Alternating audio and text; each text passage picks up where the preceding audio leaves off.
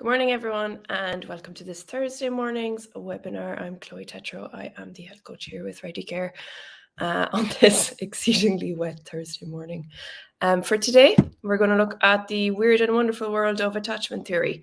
Basically, what the neural networks aspect of it is, the neuroscience of it is, the brain-based aspect of it is, but more importantly, how these things impact real world relationships, be it from personal relationships to workplace management relationships. So diving right in for today, what is attachment theory? So attachment theory was a theory pioneered by a psychologist called John Bowlby. And it looks at the perspective on how early life bonds, early life relationships actually shape our relationship throughout our lifespan. So Bowlby's work would have looked at the notion that children innately seek closeness to caregivers, primary caregivers, whether it be their parents or whoever's in their life as the primary caregiver. And this is really foundational to their survival mechanism. It's the drive for closeness, for proximity, while initially considered from like a purely psychological standpoint, has actually looked or is kind of developed into more of a neuroscientific research based on the advances in neuroimaging techniques. So now we're able to actually have an actual look at the neuromechanisms that are underpinning this attachment theory and the behaviors that go along with it. So specifically brain structures like the amygdala, the anterior cingulate cortex, they would mediate a lot of our attachment responses. So that's something that we're going to look at in greater detail today. You have neurochemicals like oxytocin, vasopressin. They've all kind of been associated with bonding experiences. So from Bowlby's theories, which you can read more about in A Secure Base, that's the name of his book, you'll have a look at the resonance of the empirical support when you look at it through the lens of modern neuroscience, which kind of reinforces that interplay between the brain and our relational behaviors. So let's jump right into what is happening from a brain perspective. So that's usually the part that I start naming lots of different brain regions and how they're active. So the nexus, so to speak, between the attachment behaviors and the architecture of the brain will really help us to understand the relational dynamics. So when we look at the relationship between the brain structures and their function, it helps us to really understand how this might feed into attachment styles. So at the forefront of most of these things where emotion is concerned, which you might recall from previous chats, would be the amygdala. And that's the almond-shaped kind of cluster deep inside the brain. It's primarily the emotional center. Like a lot of jobs in the brain are shared out between all the different facets. But if you were to kind of put a structure around where the emotions are, most of the time it's based in the amygdala. So what it does is it assesses the environment for cues of threat or safety, which really influences our reactions in relationships. So for example, if a person has had a traumatic past experience that hasn't really properly been integrated, the amygdala is going to come online and activate heightened anxiety responses when similar situations comes up. So in a real life scenario that might look like someone who feels kind of irrationally threatened or insecure in a particular relationship, whether that be personal or workplace based, because it reminds them of a previous scenario. So they start to enact from that particular place. Next, we look at the hippocampus, which is your memory center. So that's adjacent to the amygdala, and it's kind of the primary point for memory and for learning. And it look at integrating past experiences within their context and informing current relationship behaviors. So again, memories of a nurturing caregiver, for example, could lead to a secure attachment and behaviors, while recollections of inconsistent care might kind of bring on those kind of anxious and avoidant attachment styles. The prefrontal cortex then, which is one that we chat about quite a bit, that'll look at the emotional regulation between the decision making. So when the emotional reactions come up in the amygdala, go through the hippocampus, someone with a well-developed prefrontal cortex will be able to foster kind of more thoughtful responses by leveraging the initial relational conflicts with calmness and clarity rather than acting from that kind of impulsive, reactive state. We've got the ventral tegmental area, or the VTA for short, and that's a deep brain structure which would be looking at reward and pleasure. So that kind of rush of good feelings, of euphoria felt in the initial stages when we first meet somebody, that rush is usually tied to the VTA, which releases dopamine, which would be then responsible for that pleasure and motivation. You want to see more of them. Everything's grandiose. You want to do things. You're like, la, la, la, writing poetry. I don't write poetry. That you have oxytocin then would be one of the neurohormones associated with creating attachment styles. So that would very much come into love, affection. It's actually been called the love hormone, and that would be released during intimate moments, and it creates and enhances bonding and trust. So if you have a hug or an embrace with a loved one, it can lead to this kind of surge of oxytocin, which can deepen feelings of connection and intimacy. And lastly, we look at the kind of interplay, all of the structures coming together, the chemicals, this kind of silent orchestrator of attachment dynamics that are happening in the brain. Every interaction is passed through, every memory, every emotion is experienced in relationship can be traced back to these processes that's happening. So once we understand from a biological perspective what is happening, that the event triggers the memory, triggers the amygdala, triggers our most likely behavioral response, and the neurochemical reaction that goes with that. Is it a bonding? Is it trust? Is it feelings of love? Is it rush?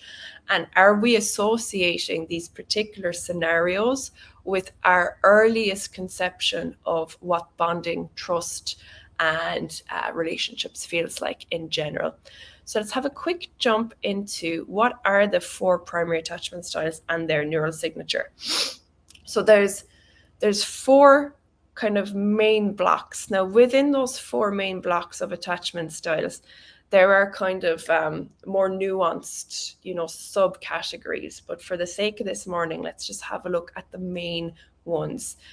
There's secure, anxious, preoccupied, dismissive, avoidant, and fearful, avoidant.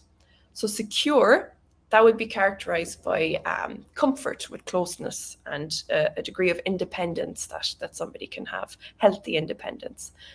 People with this particular attachment style would generally exhibit balanced relationships with mutual trust and mutual respect. Neurologically, they would have greater activity and balance in their amygdala and prefrontal cortex. So they can get emotional responses, which are then leveraged by their prefrontal cortex in a very kind of balanced way. They have very effective emotional regulation and stress responses. And the anxious preoccupied, so they would exhibit a persistent need, this kind of desire for validation, and they would exhibit fear of abandonment. So they can be kind of seen as more clingy sometimes, or a little bit more needy, that they kind of need that response, that validation constantly. I need to sneeze there, sorry lads. Was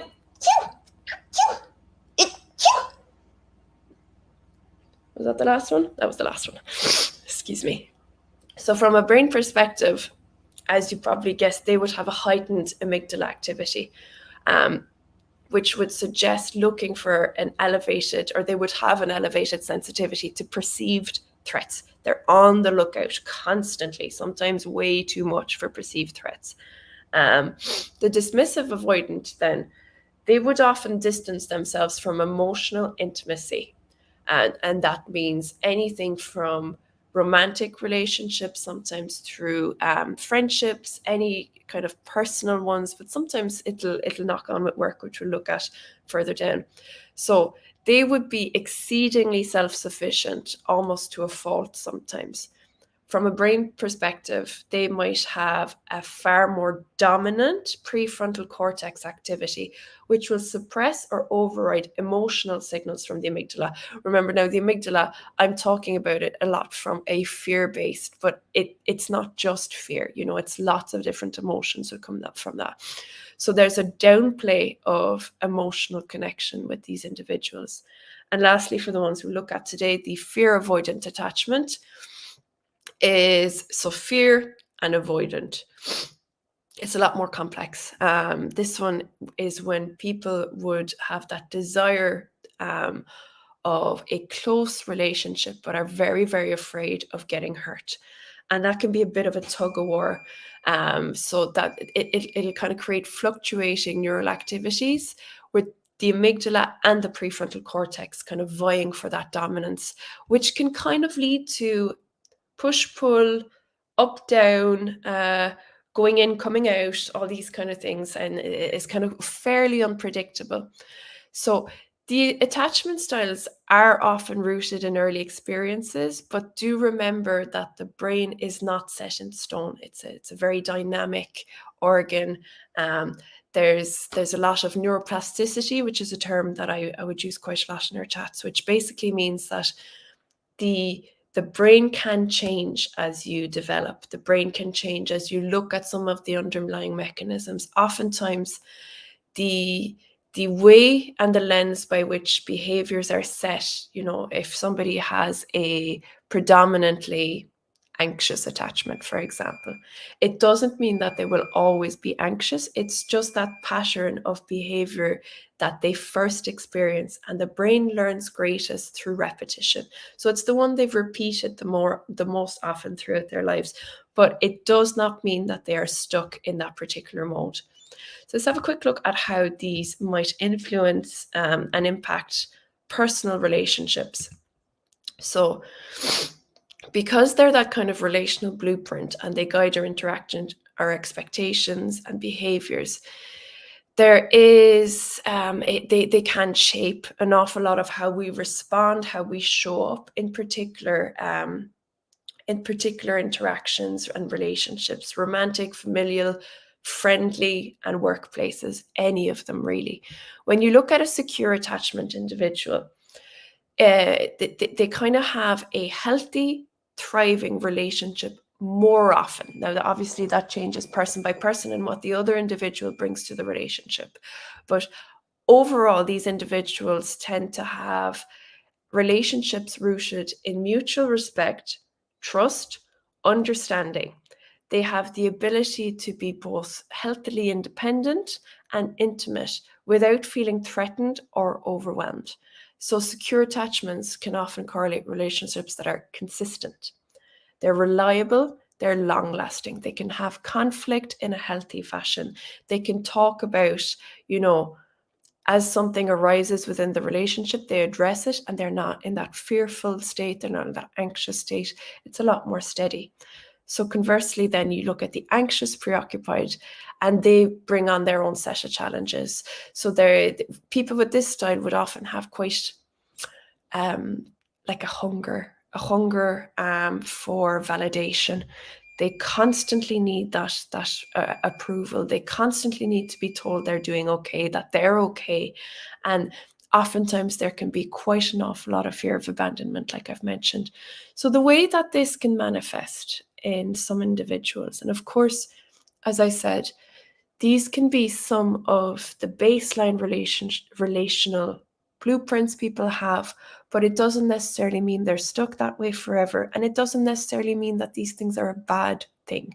It can just be something to be aware of and to work through. So actually, the anxious one is one that previously I would have placed myself in this category a lot. And ways it can manifest is obsessively checking messages, picking up the phone 40, 50 times a day going, have they answered? Have they answered? Have they answered? And that kind of needing to feel okay through the other individual, telling them everything's okay, that external validation. Overanalyzing behaviors, be it from a partner, a friend, a coworker, really kind of going into that, looking for the threats in the environment, constantly seeking that external reassurance. Dynamics like that, if they're not looked after, can actually cause quite a strain on a relationship, which can create a kind of cycle of dependency on the other person, kind of giving away your power to an external source to validate how you are in the world, and can lead to quite problematic for the individual and maybe with their relationships, that kind of sense of insecurity, that insecurity that can really bleed into an awful lot of scenarios that really can kind of topple and domino without meaning to, creating this kind of unrest with things. So the dismissant avoidant then, they will have a protective shield against vulnerability. People with this style will often prioritize their own independence to a degree where they might totally dismiss emotional closeness or even see it as a sign of weakness. They're very prefrontal cortex dominant. It can lead to, individuals in relationships with them feeling undervalued, neglected, or like their emotions and how they show up, unless it's from a purely logical perspective, that it doesn't necessarily get seen and get understood by this person.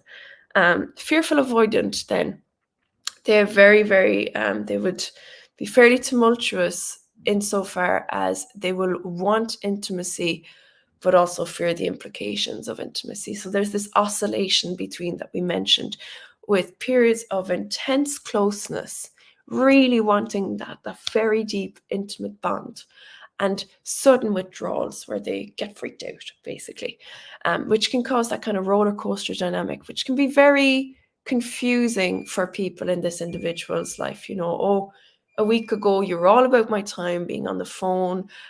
You wanted to know all about the family, this, that, and the other. I'm trying to contextualize it in lots of different types of relationships. And this week, nothing at all. So how that can show up then from a work perspective is looking at all of these. So obviously, when we look at relationships will often trigger things in our own understanding of primarily personal lives, be it familial ties, deep intimate relationship, parent, child, sibling, co-workers. Then we think of a little bit less, but actually workplace dynamics are very, very predicated by how we have ability to show up in relation to other people, in relation to teams, in relation to workplaces, bosses, people that work for us. So it's incredibly important to understand our priming with regards how we have a tendency to approach things, and look at it with the lens of awareness of, okay, maybe I can see specific patterns in myself of having anxious attachment. How might this be showing up in work for me? How might this be showing up in how I approach management calls? Am I really anxious coming into them? Am I looking for threats and reacting to them? Looking for threats alone may not necessarily be problematic, but when we're reacting, kind of saying, what do you mean by that? And it could be a very innocuous statement.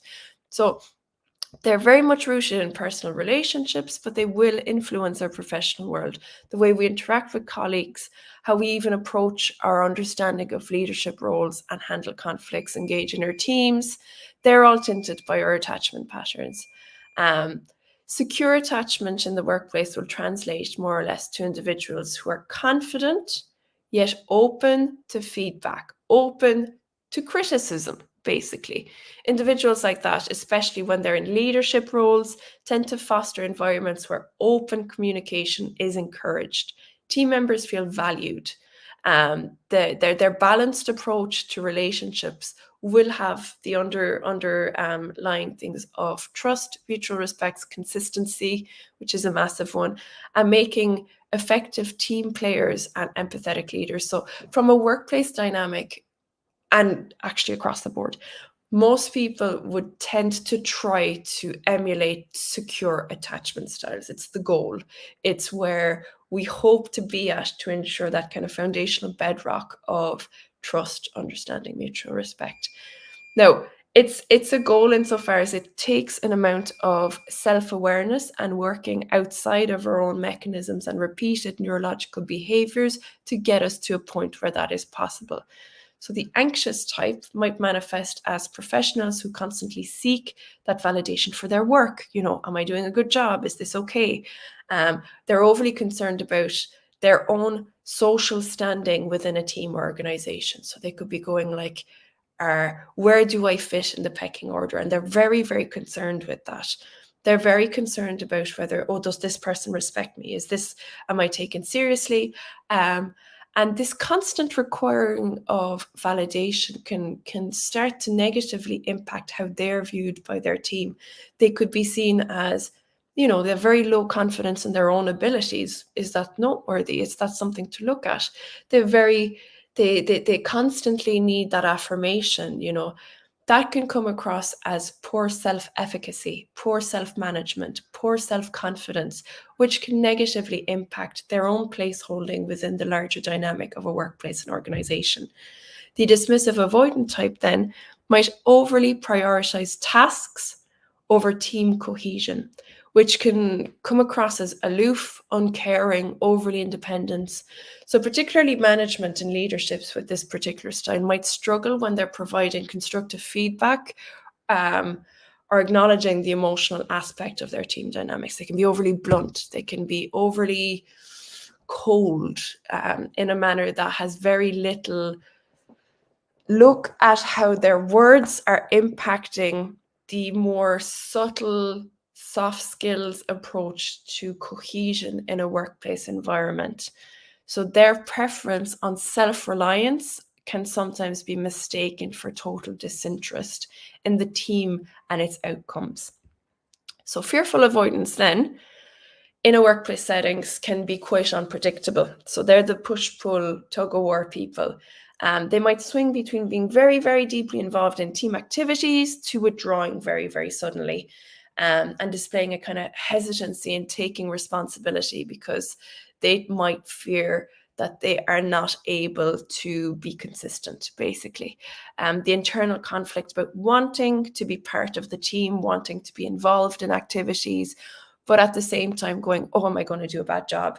That has that kind of push-pull, which can play out in professional relationships and decision-making processes. They can be seen as unreliable co-workers.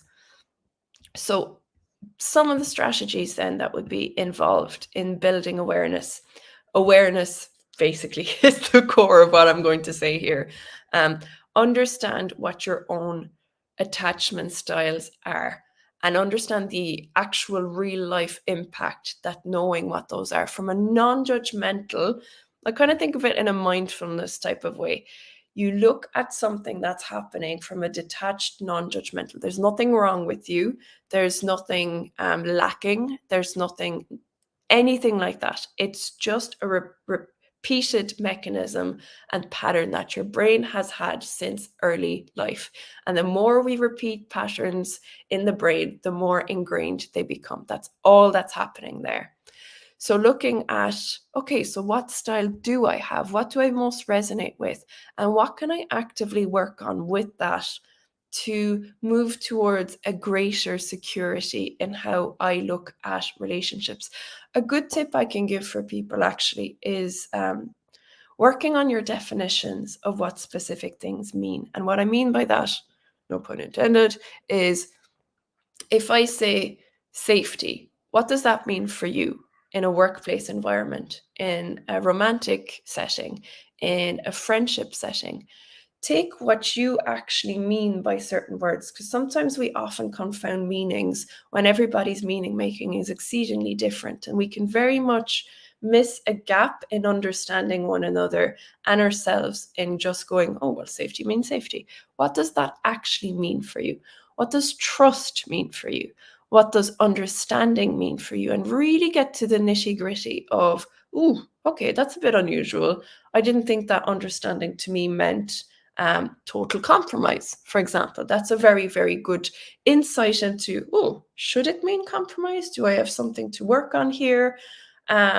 It really is a very good in when you're not too sure where to go with these things. So journaling around that, I've often found that actually writing something out is a lot more concrete than just the ephemeral thought. Like our what's that thing? The faintest pencil is stronger than the strongest memory. I've said that wrong, but if I'd written it down, I'd have it there. So really understanding what things mean for us, how this correlates to our attachment styles. There's an awful lot of reading out there. There's a great book called Attachment, actually, which goes into the styles and how they may have evolved through your own primary caregiver relationships and how that can lead to particular behaviors that may not be serving you.